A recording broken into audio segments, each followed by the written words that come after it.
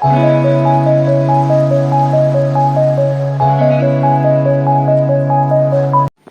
friends, welcome to my YouTube channel at Nayantalis blogger আৰু মই নিতালি আৰু ৰাতিপুৱা আজি ব্লগটো আৰম্ভ কৰি দিছোঁ আৰু আশা কৰিছোঁ আপোনালোক সকলো ভালে কুশলে আছে আৰু আজি হ'ল আমতি চোৱা খতম হ'ল আৰু আজি ৰাতিপুৱা উঠি কাম বন কৰি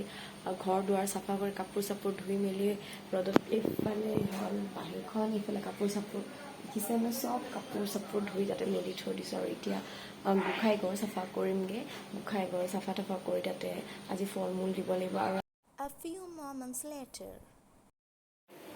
ফ্ৰেণ্ডছ গুড মৰ্ণিং আৰু কালি যিহেতু হ'ল আজি ব্লগটো হ'ল ছেকেণ্ড ডে ব্লগ যোৱাকালিৰ ভিডিঅ' আৰু কৰিব নোৱাৰিলোঁ আৰু পাহৰিও থাকিলোঁ কাৰণ কালি ইমান গাটো বেয়া লাগিছিল ৰাতিপুৱাৰ পৰা কাপোৰ কানি ধুই মেলি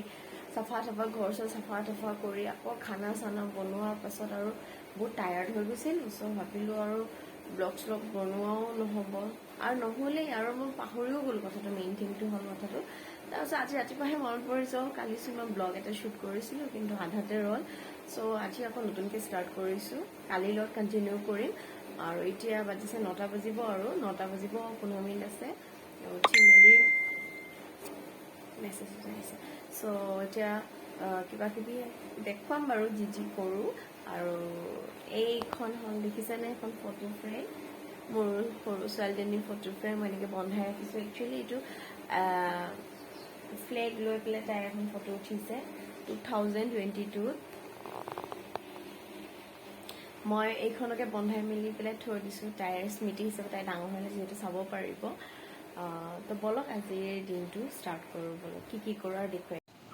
আৰু এইফালে আজিৰ বতৰটো খুব ধুনীয়া যোৱাকালি অলপ বতৰটো অলপ গৰম আছে আৰু আজি ব্ৰেকফাষ্টত বনাম ভেজ পৰঠা আৰু তাৰ বাবে এটা ল'লোঁ হেণ্ডি চপাৰ যোনটো মই অনলাইনৰ পৰা অৰ্ডাৰ কৰিছিলোঁ আৰু তাতে টুকুৰকৈ গাজৰ কাটি দিলোঁ আৰু কেইখিলামান বন্ধাকবিৰ পাত দি দিছোঁ আৰু এইখিনি ধুনীয়াকৈ মিহি চপ কৰি ল'ম আৰু চপ কৰি লোৱাৰ পাছত এইখিনি অকণমান সময় ভাজি ল'ম আৰু ইমান ধুনীয়া এটা সুবিধাজনক বস্তু এটা যোনটো হাউচ ৱাইফৰ কাৰণে পটককৈ হোৱা কাম নোহোৱা কামটো পটককৈ হোৱা কাম হৈ যায় আৰু এইখিনি এতিয়া উলিয়াই লৈ অলপমান তেলত ভাজিম তাতে নিমখ আৰু হালধি এড কৰিম বাকী কোনো ধৰণৰ মছলা এড নকৰোঁ বহুত চিম্পল হয় ৰেচিপিটো ভেজ পৰঠা যিহেতু আৰু এইখিনি এতিয়া প্লেট এখন উলিয়াই লৈছোঁ আৰু লগতে অকণমান আলু পিটিকাও কৰি লৈছোঁ বাৰু তাতে অলপমান গাজৰ দিছোঁ মিঠা হ'বলৈ তাৰপাছত ৰুটিটো বেলি লৈছোঁ আৰু ৰুটিটো আমি একচুৱেলি খাওঁ আশীৰ্বাদ আটা যোনটো বিৰাট ভাল খাব লাগে ময়দাটো আমি খুব কম ব্যৱহাৰ কৰোঁ আৰু এতিয়া মেলি লোৱাৰ পাছত তাতে ষ্টাফিংছখিনি দি দিম আৰু ষ্টাফিংছখিনি দিয়াৰ পাছত ৰুটিটো জপাই দিম লাড্ডু কৰি পেলাম আৰু লাড্ডু কৰি পেলাই হাতেদি ডেপ কৰি পেলাই বহলাই দিম আৰু এতিয়া পৰঠাটো হাতেৰে ডেপ কৰি পেলাই বহলাম মই বেলনা বাৰীডাল ইউজ নকৰোঁ কাৰণ বেলনা বাৰী ইউজ কৰিলে হয়তো ফাটি যাব পাৰে চ' হাতেৰে ডেপ ইউজ কৰিম আৰু তাতে অকণমান আটা ছটিয়াই দিছোঁ যাতে ফাটি নাযাওক লেয়াৰটো যাতে কোমলি নাযায় আৰু এনেকৈ এতিয়া বহলাই মেলি মই টাৱাত দি দিম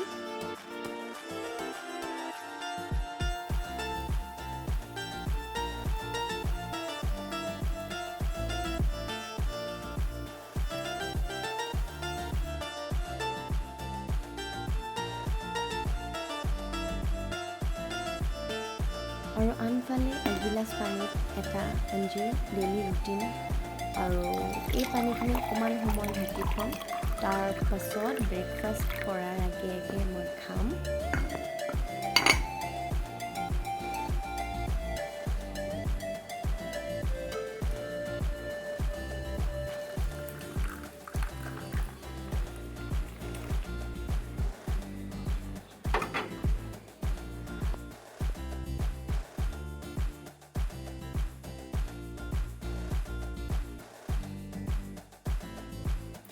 ৰাতিপুৱা ব্ৰেকফাষ্ট কৰি লৈ এতিয়া কাপোৰ ধুব লাগিছোঁ কাপোৰ ধুওঁতে মই 2 চামুচ বেকিং ছ'ডা দিছোঁ যাতে কাপোৰবোৰ নিকা হওক কিবা দাগ থাকিলে গুচি যায় তাৰ পাছতে দুপৰীয়াৰ লাঞ্চত আজি হ'ব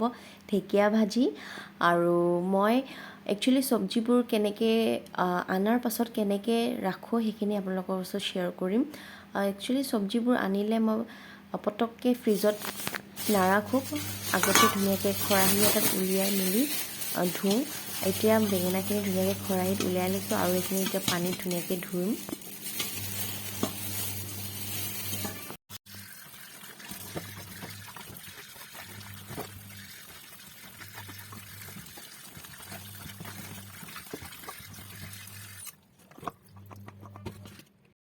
মইনো ফ্ৰিজত বস্তুবোৰ কেনেকৈ ৰাখোঁ সেইখিনি আপোনালোকক দেখুৱাম। আৰু এনেকুৱা এটা খৰাহী লৈছোঁ।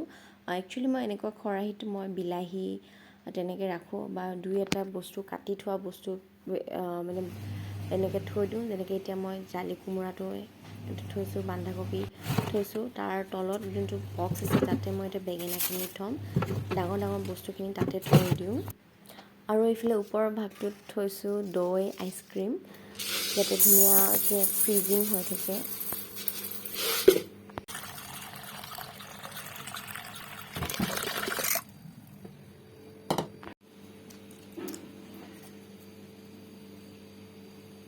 আৰু এটা কাম কৰিব থাকি গ'ল, মানে এই জলকীয়াখিনি প্লাষ্টিকৰ ভিতৰতে আছিলে, মই পাহৰি থাকিলোঁ, আজি হ'লে দুদিনমান অনা। আৰু এই জলকীয়াখিনি সাধাৰণতে মই কি কৰোঁ, গোটেই জলকীয়াবোৰ উলিয়াই লওঁ আৰু উলিয়াই পেলাই তাৰ ওপৰত ঠাৰিবোৰ গুচাই দিওঁ, যাতে বহুত দিনলৈ থাকে আৰু মানে প্ৰটেক্ট হৈ থাকে। ধৰক ঠাৰিবোৰ গুচাই থ'লে পটককৈ নপচে আৰু বহুত দিনলৈ জীয়াই থাকে। চ' মই এনেকৈ সদায় জলকীয়াখিনি এনেকৈ গুচাই মেলি ধুই মেলি এই বাস্কেটটোত, বগা বাস্কেটত সোমোৱাই পেলাই ফ্ৰিজ কৰি পেলাই থৈ দিওঁ।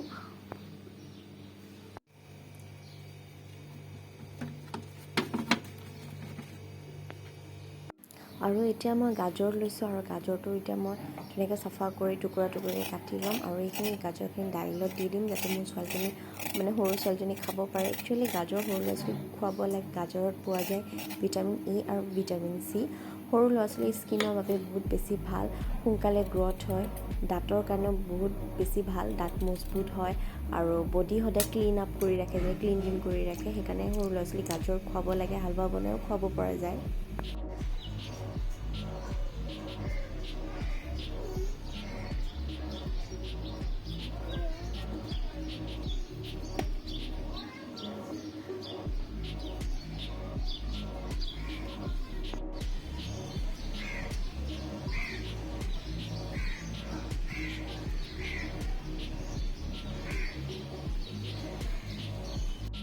আবেলি হ'লহি আৰু এটা ভাবিলোঁ মই হেয়াৰ মাস্ক এটা বনাওঁ। তাৰ বাবে লৈছোঁ দুটা কল, মিক্সাৰ গ্ৰাইণ্ডাৰ আৰু কল দুটা এনেকৈ মিক্সাৰ গ্ৰাইণ্ডাৰ বাতিটোত দি লৈছোঁ আৰু লগতে দিছোঁ গাখীৰ নিজৰ জোখৰ হিচাপত দিছোঁ, মানে কেঁচা গাখীৰ দিব দেই, পকা গাখীৰ নহয় আকৌ। কেঁচা গাখীৰ দিয়াৰ পাছত এইখিনি ধুনীয়াকৈ গ্ৰাইণ্ড কৰি ল'ম আৰু গ্ৰাইণ্ড কৰি লোৱাৰ পাছত এইটো হ'ল মিক্সাৰ, তাতে অকণমান হানি এড কৰিম আৰু এইখিনি পেষ্টখিনি আৰু এতিয়া মই চুলিত লগাম। আৰু যাৰ এই চুলিৰ প্ৰব্লেম আছে, মানে চুলি সৰা, চুলি ডেণ্ড্ৰফ, এই হেয়াৰ মাস্কটো ট্ৰাই কৰি চাব পাৰে, বহুত বেছি ভাল। আৰু হেয়াৰ মাস্কটো লগাতে ধুনীয়াকৈ গুৰিত যাতে লাগে আৰু চাৰিওফালে ঘূৰাই পকাই চুলিখিনি মাছাজ কৰিলে হ'ল আৰু আধা ঘণ্টাৰ পাছত মানে আধা ঘণ্টালৈ ৰাখি ধুই দিলে হ'ল। আৰু বাতিটোত অকণমান আছিলে আৰু সেইখিনি পেলাই দিয়াতকৈ মই মুখত লগাই ল'লোঁ। আৰু মুখত লগোৱাটো বহুত বেছি প্ৰয়োজন, কাৰণ হানি যিহেতু আছিল, হানি আমাৰ মুখৰ বাবে বহুত বেছি উপকাৰিত। হানি সদায় লগালেও মুখৰ একো প্ৰব্লেম নহয়, ডেইলি লগালে, মইতো মাজে মাজে লগাই থাকোঁ। আৰু এই আমি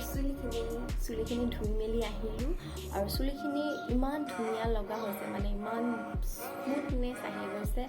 আৰু এটা ৰাফনেছ যোনটো মই পাই আছিলোঁ চুলিখিনি ধুই, এতিয়া মই চুলিখিনি নাই পোৱা। চ' আপোনালোকে এনেকৈ হেয়াৰ মাস্ক ইউজ কৰি চাবচোন, বিৰাট ভাল লাগে। তাতে আপোনালোকে এল'ভেৰাও মানে এড কৰিব পাৰে, মই এল'ভেৰা এড কৰা নাই, বা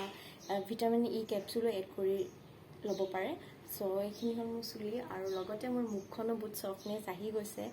বেছি কথা নকওঁ, চ' আজিতে এইখিনিতে মই ভিডিঅ'টো সামৰণি মাৰিম। যদি ভিডিঅ'টো চাই ভাল লাগে, লাইক কমেণ্ট শ্বেয়াৰ কৰি দিব আৰু যদি ব্লগছবোৰ চাই ভাল লাগে দেন ছাবস্ক্ৰাইব কৰি দিব। নেক্সট ভিডিঅ'ত লগ পাম, বাই বাই।